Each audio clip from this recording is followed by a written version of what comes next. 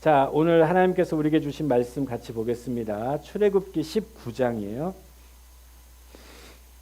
예, 우리 올해 들어와 가지고 창세기 계속 하다가 출애굽기로 돌아왔습니다.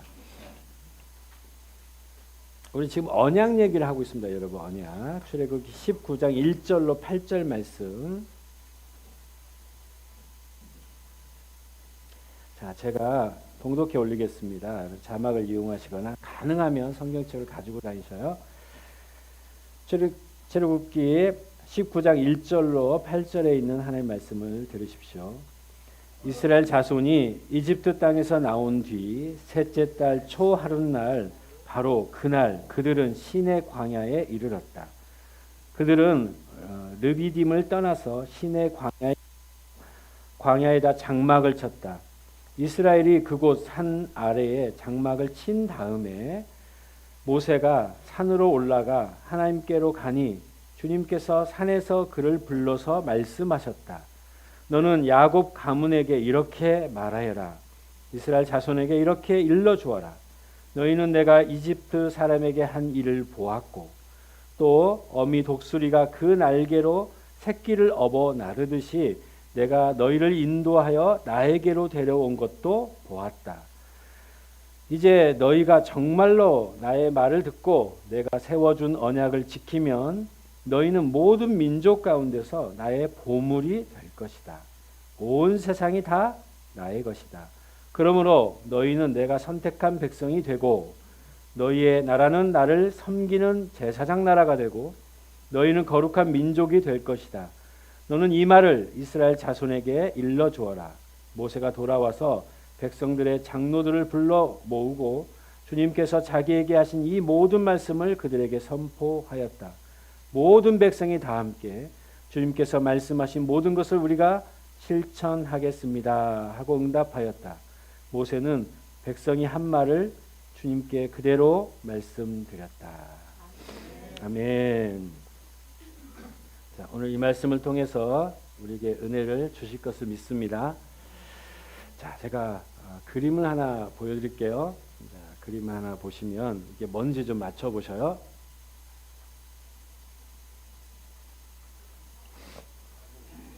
안 보이시죠?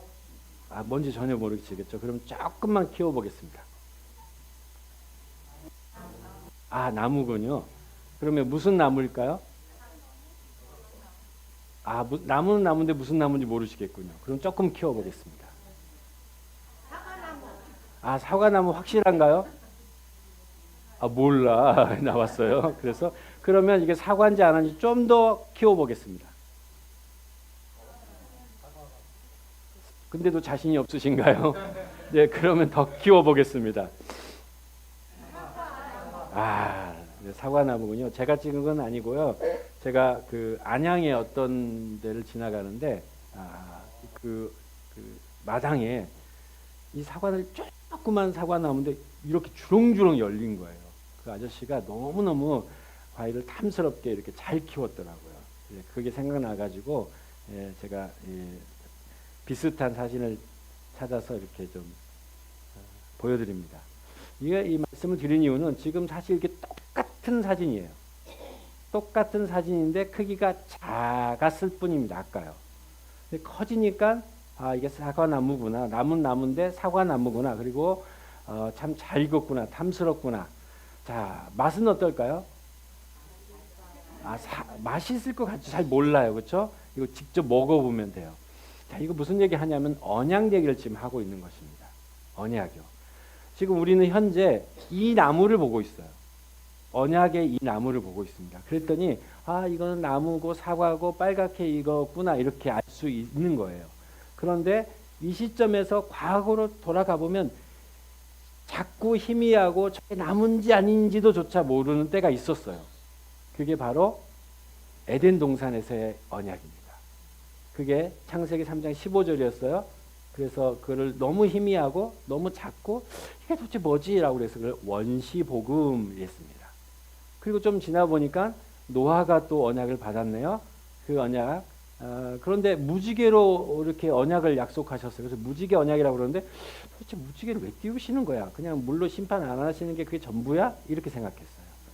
이제 좀 더 지났어요. 아브라함을 통해서 좀 더 확실해졌습니다. 살이 붙었어요. 아, 큰 민족을 이루시는구나. 그 큰 민족은 원래 아담에게 주었던 약속을 이루어 가신 어떤 그림인 거예요.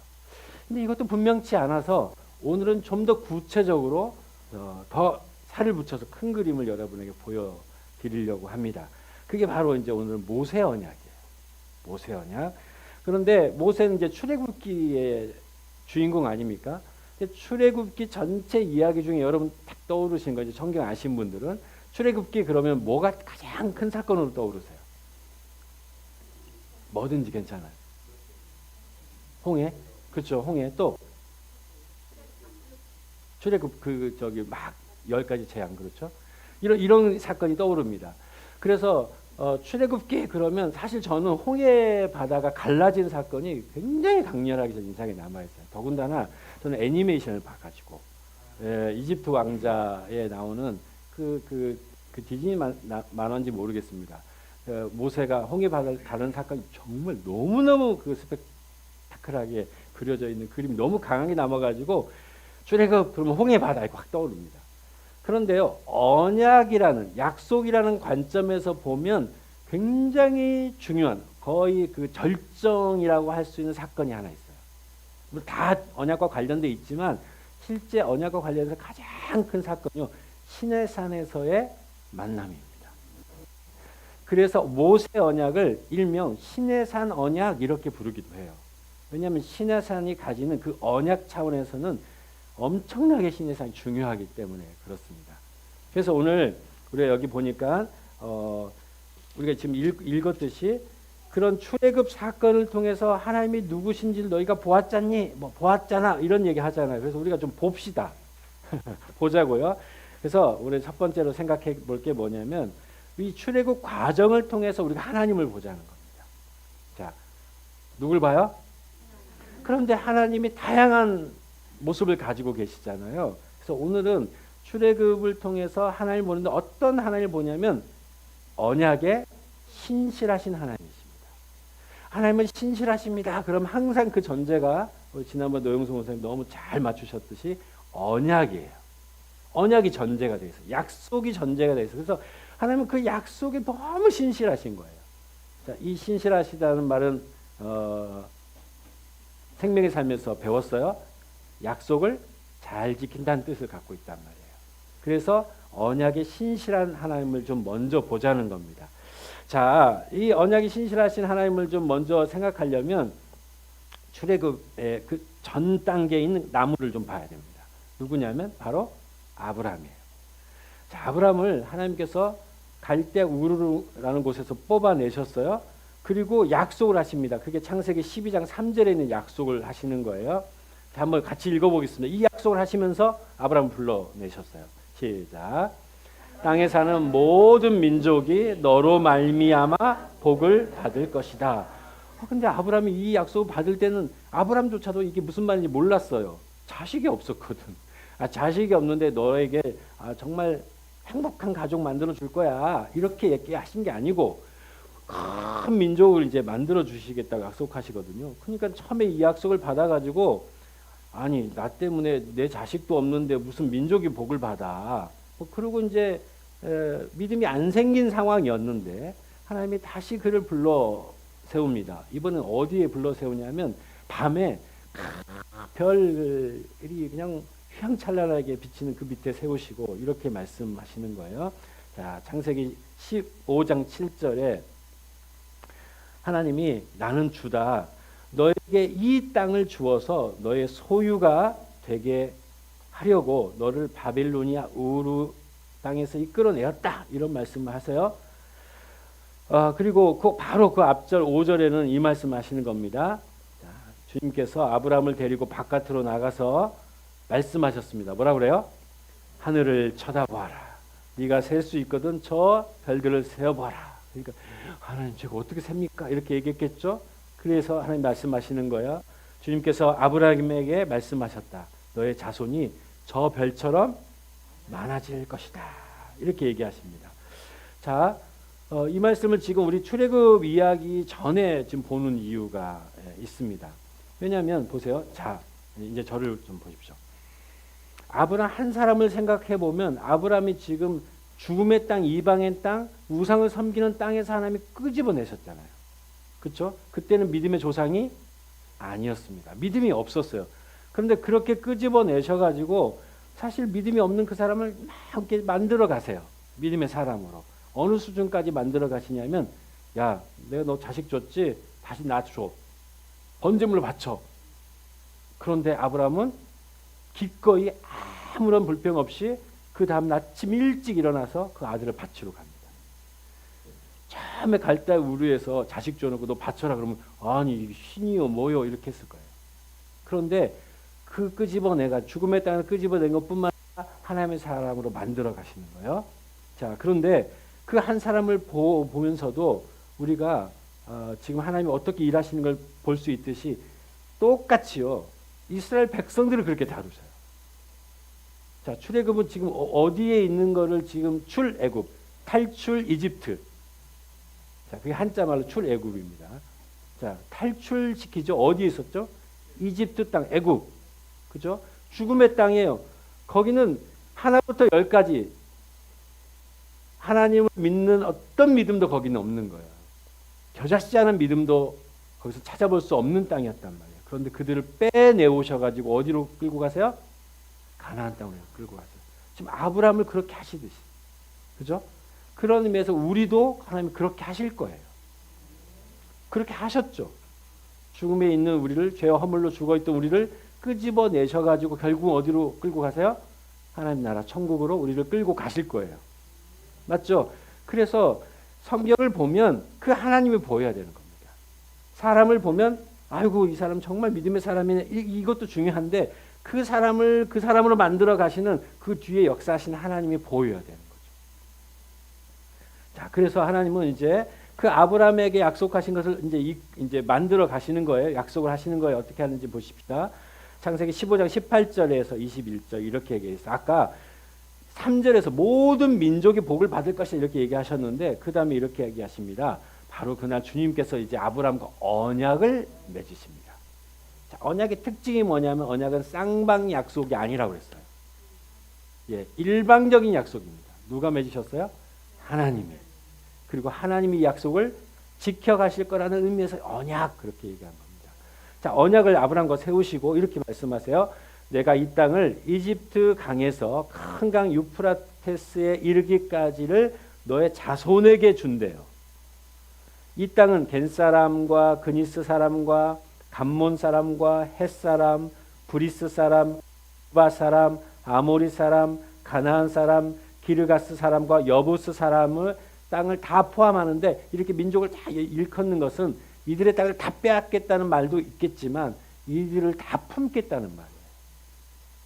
그러니까 아브라함 한 사람을 통해서 모든 민족이 구원을 받겠다는 걸 더 구체화시키는 거죠. 뒤로 와가지고 조금 이해되시죠? 그래서 그 아브라함을 보면서 이제 하나님이 내가 너에게 준 약속을 반드시 지켜갈 거야 이렇게 이제 약속하시는 거예요. 아브라함 편에서 이제 아브라함을 보면서 이제 그 조금 확대되면 이제 그의 가족들이 보이고 이제 뭐 여기서 다 설명할 수 없지만 그의 가족을 보면 그의 부족이 보이는 거예요. 똑같이 하실 겁니다. 이제 점점점 시간이 지나 한 500년 지나면서 민족이 되었어요. 근데 그 민족이 이집트 땅에 살고 있단 말입니다. 그런데 그 이집트 땅에서 끄집어내십니다. 그죠? 여러분 말씀하셨듯이 홍해 바다를 가르시고 이제 딱 가나안 땅으로 출발했어요. 딱 출발했는데 덜크렁 나온 곳이 어딘 줄 아세요? 그러니까 신광야예요. 신광야. 자, 신광야 제가 구글링에서 신광야 쳐서 찾아봤어요. 제가 이스라엘 못 가봐가지고 언제 꼭 제가 가보고 실제로 얘기해드릴게요. 오늘은 사진으로만 보겠습니다. 신광야 이런 곳이에요. 어떠세요? 사막도 이런 사막이 없고요. 제가 신광야 치니까 다 이런 사진이에요. 그나마 화질이 괜찮은 사진을 제가 뽑은 것 뿐입니다. 자, 여기에 덜크렁 나왔어요. 이스라엘 백성들이 얼마나 낙담했겠어요. 여기 풀 한 폭 있습니까? 먹을 게 있겠어요? 그러니까 불평, 원망하고 하나님 여기 우리 죽이려고 나왔습니까? 얘기했을 거고 모세가 이렇게 기로 나올 때 아니 우리 조상 아브라함에게 하신 약속 지키시려고 지금 저희를 끄집어내신 거 아니에요? 그런데 좀 죽이려고 나오신 거예요? 뭐 이렇게 속으로 생각했을지도 몰라요. 여기서 하나님 어떤 기적을 일으키시냐면요. 이 전체 이 마른 사막을 다 바꿔버리세요. 기억나세요? 뭘로 바꾸셨게요? 만나로 덮으십니다. 만나로 확 다 덮어버리세요. 그리고 야 죽음의 땅에서도 내가 너희를 살릴 거야. 너희가 이미 죽음의 땅에서 있을 때 내가 끄집어냈잖아. 어떤 상황 가운데 있어도 내가 너희를 먹이고 입히고 그리고 결국은 어디로 갈 거야? 승리의 땅 가나안으로 갈 거야를 메시지로 보여주시는 거예요. 만나. 그런 우리 기적이 우리 가운데 있으면 좋겠어요. 그죠? 네. 그리고 그게 지금 성경에 있는 사건이 신화가 아니고 실제 그 하나님이 지금의 우리 하나님, 저와 여러분의 하나님인 거잖아요. 그래서 출애굽을 통해서 그 하나님을 우리가 보여야 되는 것입니다. 그러니까 성경을 읽어야 되는 이유가 거기 있는 거예요. 여러분 그 하나님을 보시기 바랍니다. 자, 그 다음에 두 번째로 이제 신의 산에 이제 머물렀잖아요. 신의 산 앞에 딱 머물렀습니다. 자, 그래서 이제 이번에는 신의 산에서 그 하나님을 볼 수 있어야 돼요. 신의 산에서. 자, 우리 첫 번째는 어디서 하나님을 봐요? 출애굽에서. 어떤 하나님? 예, 뭐의 신실하심? 중요한 그거예요, 그죠? 언약의 신실하심. 두 번째는 신의 산에서 하나님을 볼 수 있어야 돼. 신의 산. 자, 근데 신의 산에서 보는 하나님은 어떤 하나님이냐면 굉장히 중요한 지점인데요. 어떤 하나님이냐면 언약 안으로 초청하시는 하나님을 볼 수 있어야 됩니다. 언약 안으로. 자, 한번 따라서 보겠습니다. 언약 안으로 초청하시는 하나님. 한 번 더요. 언약 안으로 초청하시는 하나님. 우리 출애굽에는 굉장히 중요한 단어들이 있습니다. 우리가 지금 읽은 우리 19장 1절에서 8절에도 굉장히 중요한 단어가 나오는데 그게 뭐냐면요. 산이 굉장히 중요해요. 그리고 여기 보면 장막이 나오는데요. 일명 성소, 그죠? 이게 굉장히 중요합니다. 왜냐하면 그 당시에 고대 근동의 문화는 뭐냐면 산은 이게 높지 않습니까, 그죠? 산이 높아가지고 하늘을 뚫고 올라가는 것처럼 높아요. 그리고 그 산에는 뭐가 끼어 있어요? 구름이 쫙 끼어 있습니다. 여러분 그거 아세요? 그 뭉게구름 있잖아요. 구름 중에 뭉게구름. 여러분 뭉게구름 자주 보세요? 잘 못 보실 거예요. 저희 어렸을 땐 거의 뭉게구름이었어요. 왜냐하면요, 뭉게구름은 미세먼지가 있으면 안 낍니다. 말끔하고 깨끗한 환경에서만 뭉게구름이 끼는 거예요. 그 다음날 비가 막 온 다음날 한번 보세요. 뭉게구름이 낍니다. 예, 오늘 공기가 좋구나 생각하시면 돼요. 옛날에는요, 이 당시 때는요, 이 출애굽 당시 때는 구름이 너무 깨끗하게 끼었겠죠, 그죠? 그러니까 산은 뭐냐면 지금 우리와 저 신이 연결되어 있는 어떤 연결고리구나 이런 생각을 했습니다. 그리고 그 구름에는 그 하나님이 계셨다고 생각하는 거예요. 그 구름이 뭘 내리죠? 아까 했잖아요. 비 준비하신 비를 내리는 거예요. 그 구름이 사라져도 비는 내립니까? 그럼 어떻게 살아요? 그 산이 비를 품고 있다가 물줄기를 계속 내보내죠. 맞죠? 그래서 산은 생명과 같은 거예요. 하나님과 우리를 연결하는 연결고리면서 생명줄기인 겁니다. 이스라엘 땅도 굉장히 척박하지만 저 위에 헬몬산에 눈이 녹아가지고 그 강줄기를 내는 거잖아요. 그래서 요단강이 내려가다 뜻이에요. 위에서부터 물줄기를 내리는 거예요. 이게 신과 우리를 연결한 산이 굉장히 중요해요. 그 구름이 쫙 이렇게 내려앉을 때가 있어. 우리 가운데요. 그게 어디냐면 바로 장막입니다. 거룩한 장막, 그래서 성막 혹은 성소 그래요. 그 구름이 쭉 이렇게 그 성소를 딱 치고 나면, 장막을 치고 나면 구름이, 하늘에 있는 구름이 내려앉잖아요. 장막 안으로 임재하잖아요. 그죠? 예.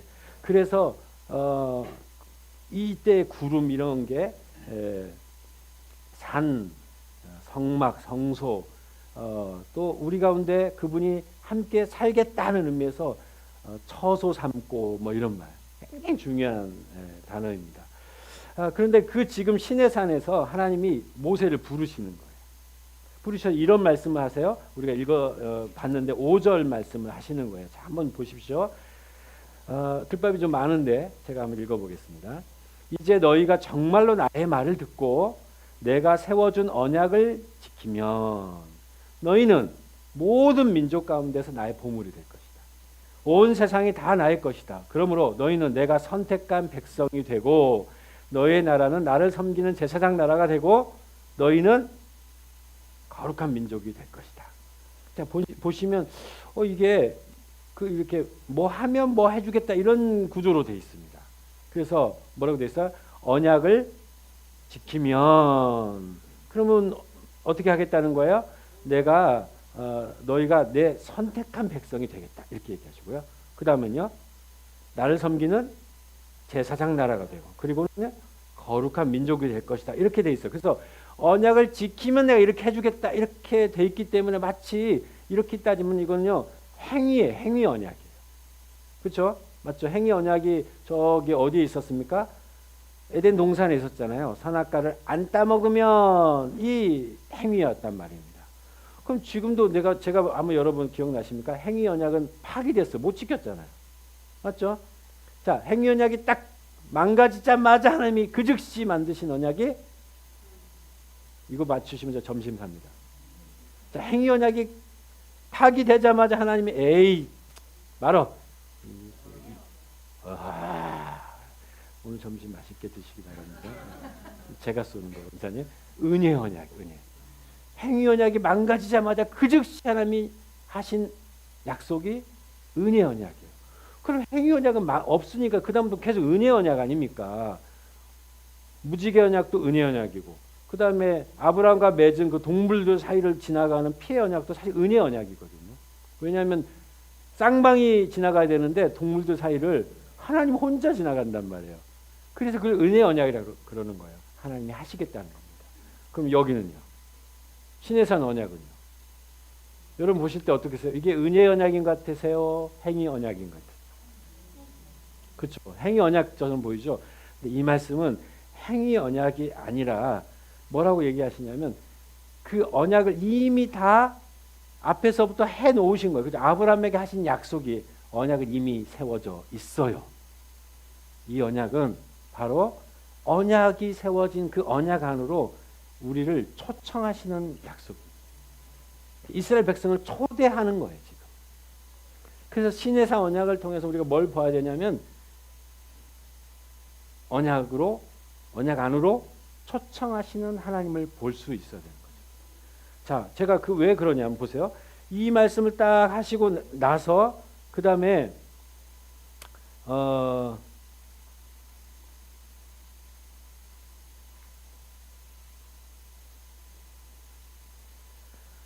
아브라함을 한번 먼저 좀 생각해 보면 아브라함이 15장에서 이 약속을 아까 그 하늘 별의 약속을 하시잖아요. 그런 다음에 17장에서 할례를 해요. 할례. 그죠? 자, 여기 보시면 17장에 하나님이 또 아브라함에게 말씀하셨어요. 너는 나와 세운 언약을 잘 지켜야 하고 내 뒤에 오는 너의 자손도 대대로 이 언약을 잘 지켜야 된다. 자, 언약이 이미 세워져 있어요. 우리 그 모세 편에서 보면 너희 가운데 남자는 모두 뭘 받아요?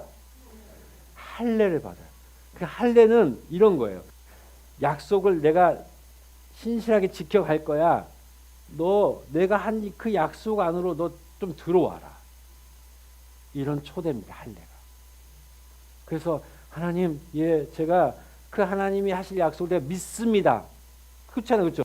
민족을 세워 가시니까 남자 편에서는 합니다. 생식기를 잘라내는 거예요. 그래도 하나님은 민족을 이루실 거예요. 그래서 할례는 초대에 응하는 표시입니다.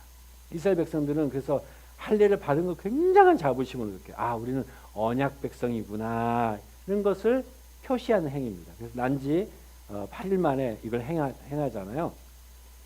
안 보이잖아. 그렇죠? 안 보이니까 이 사람이 언약 백성인지 아닌지 모르잖아. 근데 이 사람들은 티를 낸다고. 지금도. 그래서 자기는 언약 백성이면 어떻게 티를 내냐면 검은색 옷을 입습니다. 모자에 뭘 써요. 누가 봐도 아, 저 사람은 유대인이구나를 표시하는 거예요. 그러니까 우리는요.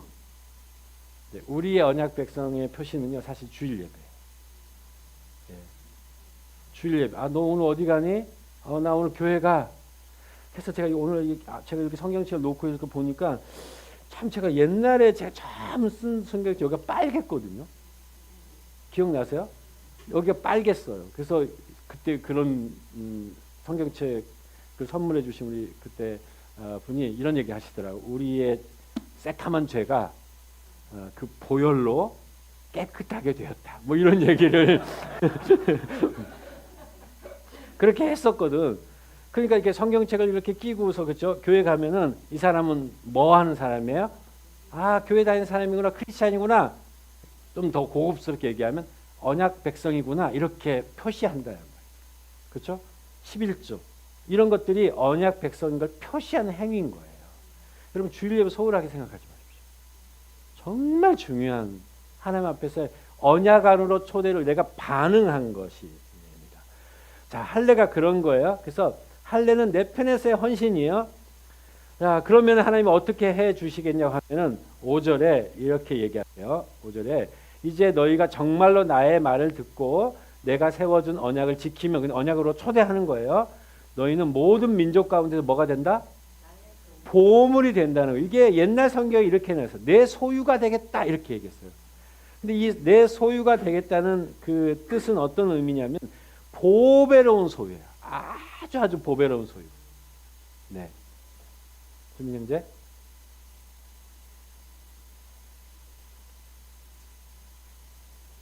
네. 아주 보배로운 소유입니다. 이 보배로운 소유는 뭐냐면 어떤 특별한 용도를 위해서 따로 이렇게 구별해 둔 자산이라고 생각하면 되겠습니다. 그래서 이런 말씀이 전도서 2장 8절에 똑같은 단어가 나오는데 거기는 은과 금이 왕에게 속했다 이런 말입니다. 그러니까 여러분은 언약 백성 안으로 들어오고 언약의 그 범주 안으로 초대해서 내가 응하면 하나님이 여러분을 뭐로 삼는다고요? 이 특별한 용도를 위해서 구별해놓은 자산, 보배가 되게 하겠다, 보물이 되게 하겠다 이렇게 얘기하시는 겁니다. 자, 그랬더니 이스라엘 백성들이 거기에 이제 반응하는 거예요, 그렇죠? 아까 아브라함의 그 아브라함에게 하신 약속에 반응할 때 할례를 행했듯이 이들이 반응합니다. 뭐라고 반응하냐면 출애굽기 19장 7절 8절 이렇게 반응합니다. 모세가 돌아와서 백성의 장로들을 불러 모으고 주님께서 자기에게 하신 이 모든 말씀을 그들에게 선포하였다. 그랬더니 다 같이 읽어보겠습니다. 모든 백성이 다 함께 주님께서 말씀하신 모든 것을 우리가 실천하겠습니다. 이러는 거예요. 그러니까 아까 제가 이게 행위 언약이 아니라고 하는 말씀을 지금 드리는 이유가 여기 있는 겁니다. 지금 그렇게 해서 잘 지키겠습니다. 그러면은 자, 이렇게 지켜야 되는 거야. 언약 백성은 이런 삶을 사는 거야라고 주신 게 뭐냐면 10계명. 신의 산에 10계명 주시죠. 10계명 내용이 20장부터 나와요. 그 율법의 그 10계명 플러스 내용이 20장, 21장, 22장, 23장이 나옵니다. 그러니까 지금 이 약속은 19장에 사는 거잖아요. 맞죠? 그래서 행위 언약으로 따지면 20장에 뭐 10계명 주시고 율법 주신 다음에 자 봐. 이 약속을 잘 지키면 내가 너를 큰 민족 되게 할 거야. 뭐 이렇게 한 게 아니고. 너는 내 언약 백성이야. 언약 백성은 이런 삶을 사는 게 마땅해. 언약 백성다운 삶을 이렇게 사는 거야. 그리고 20장에 10계명을 주신 거야. 10계명은 바로 언약 백성의 삶을 살아가는 내 편에서의 반응인 거예요. 그렇게 살았기 때문에 언약 백성이 아닌 것입니다. 그래서 우리가 세 번째로 마지막으로 살펴볼 게 뭐냐면 그래서 이 언약 안에서 누구를 봐야 되냐면 바로 나를 볼 수 있어야 됩니다. 자, 언약 안에서 나를 보는데 어떤 나? 이게 중요하죠. 어떤 나요? 언약 백성이 나를 볼 수 있어야 됩니다. 자, 여러분 하나님의 약속의 백성이세요. 약속의 백성. 이게 왜 중요하냐면요. 이런 거예요. 저는 그 신앙생활 하면서 우리가 왜 이렇게 쓰러지고 넘어지고 이렇게 누리지 못하는가 이 고민을 해보면 결국 우리 정체성입니다. 우리가 누군지 몰라서 그래요. 보세요. 교회 밖에 사람들은 자기의 정체성을 어디서 찾는 줄 아세요? 난 누구야? 뭐 이렇게 얘기할 때 자기를 증명해내는 방식이 직업이에요, 직업. 그래서 사자가 굉장히 중요하잖아요, 그죠? 제가 누구 변호사 닮았다면서요? 예, 사자, 변호사, 검사, 판사, 의사, 사자가 중요해, 그죠? 제가 지난주 어떤 신문에 보니까 요즘에 이제 지적 재산권이 굉장히 중요하게 생각하잖아요, 그죠? 그래서 요즘은 뜨는 사가 있어요. 변리사. 변리사 엄청나게 뜬답니다. 예, 늦지 않았어요. 우리 청년들 변리사 도전해 보십시오. 예, 사자 중요해. 옛날에는요, 이대 대학생들한테 한 오랫동안 설문조사하면 1위, 2위 했던 사가 있었어요. 사자가. 직업. 뭐게요? 이대 대학생들에게 이 사자가 인기가 짱이었습니다. 목사. 믿지 않죠. 그죠? 이게 이제 슬픈 현실인데 옛날엔 그랬어요. 그래서 굉장히 내 자신을 증명해내는 방식으로 난 어떤 직업을 갖고 있어 굉장히 중요하고, 또 교회 밖에 사람들은 자기를 증명해내는 방식으로 어디 사는지가 굉장히 중요합니다. 그렇죠? 여러분 어디 사세요? 고양시 사시는군요. 아니에요, 저 일산 살아요. 야, 파주시 사는 아니에요, 저 운정 살아요. 네, 네, 광교 사람들한테 수원 사시는군요. 아니요, 저 광교 살아 이럽니다. 진짜 제가 송도에 있었잖아요, 그죠? 그래서 인천 송도 국제도시 사람들한테 인천 시민이라고 하면 굉장히 기분 나빠요. 왜냐하면 어디 사는지가 굉장히 중요해. 자기 정체성을 만들어가는 게 중요하기 때문에. 그런데요, 세상의 어떤 것으로 자기를 증명해내면요, 세상은 자꾸 변해가게 돼 있습니다. 맞죠? 일산 여기 제가 이번에 예배당 우리 좀 좁아지면 더 좋은 곳으로 가려고 이제 앞에 있는 어떤 곳에 갔었거든요. 지난 주간에. 근데 거기에서 만났던 분이 옛날에 나페는요 정말 나페스타 너무 사람 많아갖고 이렇게 표현하시다고, 사람이 어깨 이렇게 치고 다녔대. 이렇게 너무 많아가지고 와 뜨는 도시였죠 그때. 그때는 뭐 일단 집값도 좋았을 거고, 그다음에 그 먼저 그 권리금 이런 것도 엄청 셌을 거예요. 지금은요 다 비어 있습니다. 그러니까 그걸로 자기를 증명해내면 세상은 변화되기 때문에 그걸로 나를 정확하게 드러낼 수가 없는 겁니다. 그렇죠? 그래서 우리는요 그런 걸 하지 말자고. 직업이 뭐냐, 어디 사냐, 뭐 학교 어디 나왔냐, 부모님이 누구냐, 네? 이런 걸로 우리를 증명해내지 말자고. 이건 변하게 돼 있습니다. 그래서 우리를 증명해내는 것은 변하지 않는 것에 우리의 어떤 것을 두자는 거죠. 그게 뭡니까? 그게 언약인 거예요. 언약. 여러분 누구냐? 그러면 나는 하나님의 약속의 백성이야, 언약 백성이야. 이것에서 여러분의 정체성을 좀 찾아가시면 좋겠어요.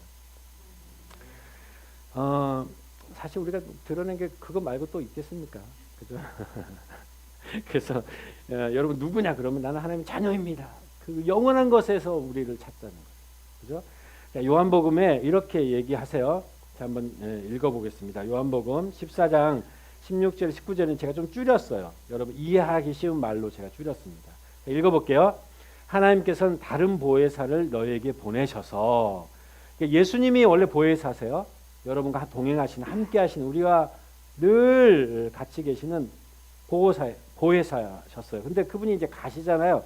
그래서 또 다른 보혜사를 보내주시겠다 이렇게 얘기하시는 거예요.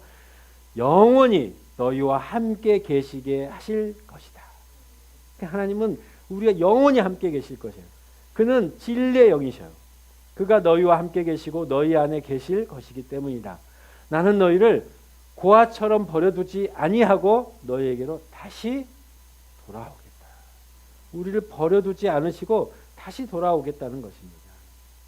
그래서요, 여러분 우리의 지금 현재 처해 있는 환경이 녹록하지 않을 거예요. 그렇죠? 여러 가지로 육체적으로 또 물질적으로 뭐 정신적으로 주변 환경이 참 만만치 않습니다. 그런데요 꼭 기억하시 바랍니다. 여기가 전부가 아닙니다. 여기 전부가 아니에요. 우리는 지금 어디와 연결되어 있냐면 영원한 것과 연결되어 있고, 다른 사람 다 일시적인 삶을 살지만 우리는 영원한 삶 위에 지금 올라서 있어요. 여러분 지금 영원한 삶을 지금 살아가고 있는 중입니다. 죽음은 잠깐 지나가는 문과 같아요. 그렇죠? 예, 문짝 열면 여기서 저 밖으로 나가듯이 일시적인 삶에서 영원한 삶으로 나가는 통로일 뿐이지 우리는 지금 이미 영원한 삶에 지금 선상에 올라서 있습니다. 결국 우리의 끝은 어디예요? 하나님 나라, 천국, 거기가 우리의 본향이고요. 거기가 승리하는 곳이죠. 결국은. 자, 그걸 누가 해내 가세요? 그렇죠. 여러분을 붙잡고 계신 언약의 하나님 그걸 해내 가십니다. 내가 실패해도 하나님 여러분 끄집어낼 거라고. 그렇죠. 여러분 붙잡을 거라고. 그렇게 처음부터 아브라함을 그렇게 하셨듯이 이스라엘 백성들 그렇게 하셨듯이 그렇죠? 그리고 우리를 그렇게 하실 거예요. 야, 그래서 그 약속을 결국 이루세요. 어디에서 이루시냐면요. 베드로전서 2장 9절 말씀 잘하는 말씀입니다. 한번 이 말씀 같이 읽어보겠습니다. 천천히 시작. 그러나 여러분은 택하심을 받은 족속이요 왕과 같은 제사장들이요 거룩한 민족이요 하나님의 소유가 된 백성입니다. 그래서 여러분을 어둠에서 불러내어 자기의 놀라운 빛 가운데로 인도하시는 분의 업적을 여러분이 선포하는 것입니다.